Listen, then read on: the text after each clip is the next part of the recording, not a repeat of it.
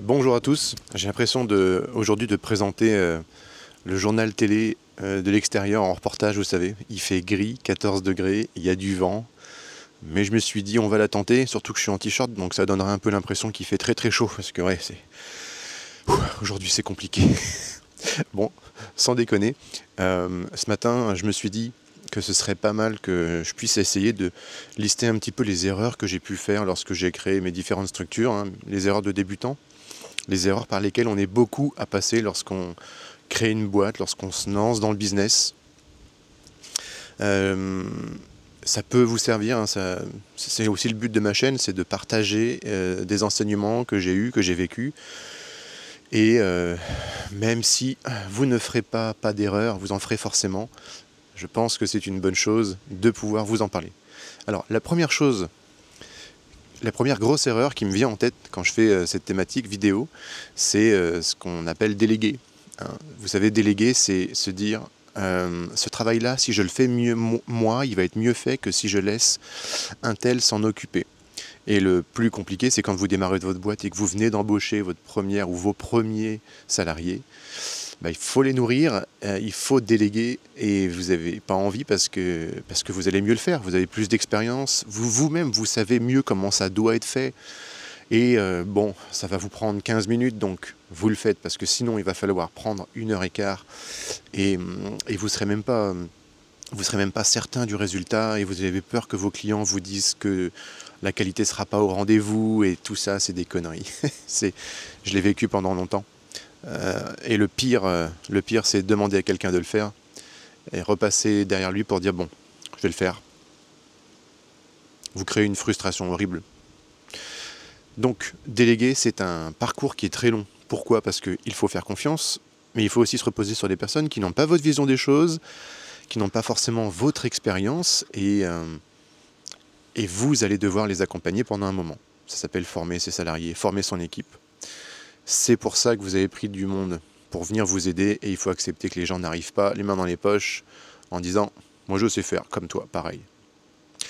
Une deuxième erreur que j'ai commise, c'est ne pas faire attention à la rentabilité d'une société et plutôt viser sa croissance.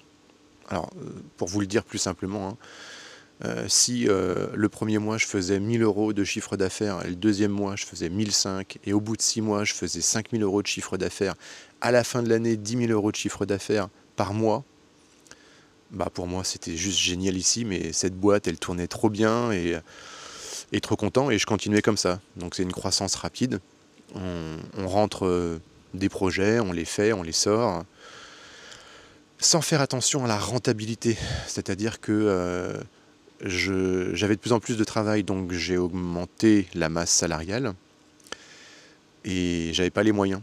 Et ça, vous ne le voyez pas tout de suite. À l'instant T, vous avez de l'argent sur votre compte, donc vous vous dites, bah, la boîte, elle va continuer de grandir, donc ça va le faire. Vous prenez 1, 2, 3 personnes, des alternants, des stages longue durée, du salarié, du mi-temps, du quart-temps, enfin, vous trouvez vous ce qui vous convient et 6 mois plus tard, le constat est là, bah, vous ne faites pas assez de chiffre d'affaires pour payer tout le monde. Ça c'est horrible, c'est mal prévoir la rentabilité et, et voilà, c'est être trop focus sur la croissance de votre boîte. Donc avant de prendre des décisions importantes, vérifiez que vous générez de la rentabilité, voyez votre cabinet comptable pour ça. La troisième erreur que j'ai commise pendant de nombreuses années, c'est la trésorerie. Donc la trésorerie, c'est l'argent que vous avez sur votre compte bancaire. Quand j'ai débuté ma toute première boîte, j'ai négocié avec ma banque, je ne sais même pas comment j'ai fait à l'époque, un découvert de 7500 euros. C'est pas énorme, hein, mais vous débutez dans l'entrepreneuriat, je peux vous dire que c'est énorme. Et je l'ai eu, en me fâchant un petit peu parce que j'estimais que, à l'époque, je comprenais pas trop pourquoi on me disait ah, ça va être compliqué quand même. Moi, je me sentais en mode bah attendez, faites-moi confiance quand même, on parle que de 7500 euros, c'est pas grand chose, puis c'est au cas où. Et je l'ai utilisé pendant de nombreuses années, ce découvert, sans chercher à le remettre à zéro et à ne plus l'utiliser. Et du coup, bah, pendant de nombreuses années, j'avais toujours mes comptes à découvert, c'était horrible. J'en parle dans une autre vidéo, hein. Si vous pouvez faire 100, faites 100. Et à l'inverse, du coup, qu'est-ce que vous devriez faire? Vous devriez avoir 3 mois de trésorerie. Donc vous avez le fameux BFR, vous savez ce que vous avez besoin tous les mois pour faire fonctionner votre entreprise, payer vos charges, les salaires, etc. Ça, c'est le BFR, hein, le besoin en fonds de roulement. Donc cette somme-là, admettons, votre BFR, c'est 10 000 euros. Bah, sur vos comptes, vous devriez avoir 30 000 euros. Si vous savez faire ça, mais vous êtes les rois du pétrole. Et il vaut mieux le faire le plus tôt possible, parce que si vous vous réveillez 14 ans plus tard en vous disant « Tiens, ça serait peut-être bien que j'ai 3 mois de trésorerie et que vous avez besoin de rentrer 70 000 euros par mois », bon, ça va être un petit peu plus long à rattraper. Une quatrième erreur que j'ai pu commettre, et aujourd'hui je ne la commets plus d'ailleurs depuis un bon moment, c'est les retours clients. Les retours clients et surtout les retours de clients pas contents, puisque c'est de ça en général dont on parle, hein. C'est être frustré par quelqu'un par un client qui vient vous dire qu'il n'est pas content du travail que vous avez réalisé.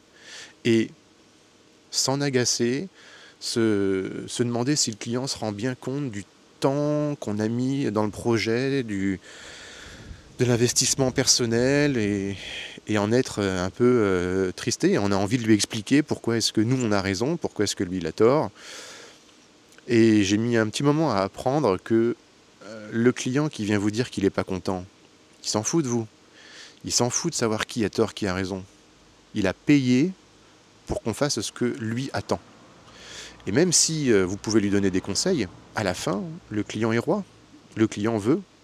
Alors bien sûr, vous pouvez l'accompagner, lui faire comprendre que c'est peut-être pas la bonne décision, mais s'il vous dit que ça ne marche pas comme ça devrait, s'il vous dit que ce n'est pas vraiment ce qu'il attendait, il faut revoir les process. Est-ce que le cahier des charges était correct? Est-ce que la demande initiale a bien été comprise? Mais ne cherchez pas à vous justifier, cherchez à contenter le client. Ça, c'est une règle d'or. Et elle est top, celle-là. C'est pas « oui, mais moi j'ai raison et vous devriez pas faire ça ». C'est « oui, je comprends, vous voulez ça. Mais écoutez, on va trouver une solution ». C'est tout ce que le client a envie d'entendre. On va trouver une solution. Et si je devais vous sortir une 5e erreur, bah celle-ci, elle est classique des entrepreneurs. Ne pas prendre soin de soi-même. Se dire « je suis jeune, je peux taper dedans comme un malade » et faire son premier burn-out au bout de 2 ans.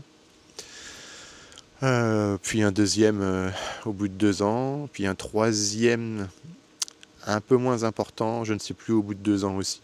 J'en fais plus depuis. Je prends beaucoup soin de moi. Je parle autour de moi, à mes amis, à mes équipes.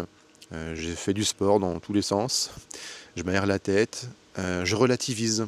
Puis j'ai appris à gérer aussi beaucoup plus de stress qu'à une certaine époque.